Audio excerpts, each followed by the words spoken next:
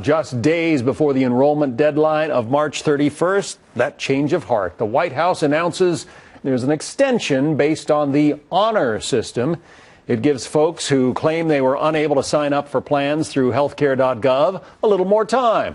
All they have to do is check the blue box on the website that says they tried to enroll before the deadline, and they'll have until mid-April now to sign up. Carl Rove, former White House Deputy Chief of Staff under President George W. Bush, also a Fox News contributor.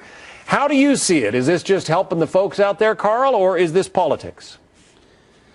Oh, this is politics. It's more about making certain that the administration is not embarrassed by the enrollment number that was supposed to be generated on March 31st. Think about this. As of about 2 weeks ago, 5 million people had signed up for a plan. They hadn't paid for it. They weren't enrolled, but 5 million people had signed up. The original goal was by the end of the month to have 7 million people. They've now lowered that to 6. But 5 is a long way from 7, and it's even further than you might think from 6 million for this reason. 20%, it looks like, of the people who have picked a plan have not paid for the plan. So in order to meet the original 7 million goal, they'd have to have 8.4 million people having selected a plan and hope that 80% of them pay for it. So this is an attempt to, they know that this number is not really 5 million today. They know that they're going to end up way short of their target. They know it's going to be an embarrassment, so they're trying to string it out so that, first of all, they have a chance to get some more people into the plan, and also so that they have a chance to sort of obfuscate this by letting time pass past the deadline. And isn't it also possible that of those 5 million people who they say have signed up are folks who used to have private insurance but had those plans canceled?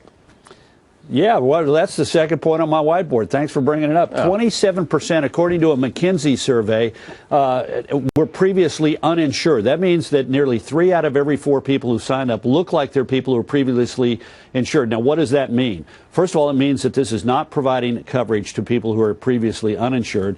And second of all, it has this gets sort of technical here, but follow me. The goal of the administration was to have 39% of the people who sign up be under the age of 35, because people under the age of 35 pay a higher premium than they would otherwise pay in order to subsidize the coverage for older people. It looks like it's 27 to 28% are under the age of 35. Now, what does that mean? What that means is that we've got this big glop of people who sign up. And now it was supposed to be March 31st. Now it's April 15th. But at some point they'll close that. And the actuaries for each of these insurance companies will have to examine the pool of people who have signed up for insurance.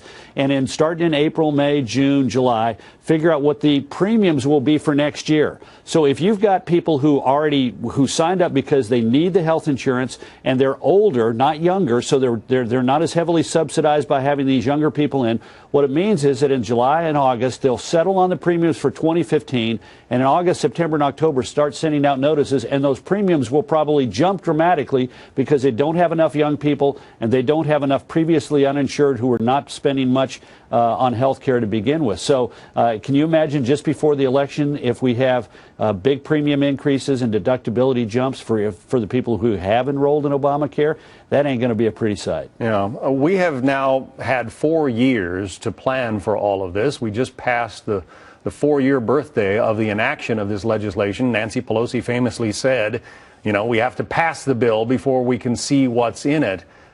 Why? I mean, is this just why all of the extensions? Is this just another example of the inability, I guess, to plan this thing out? Well, look, it's more than that. We're talking about exemptions, we're talking about waivers, we're talking about deadlines, we're talking about delays.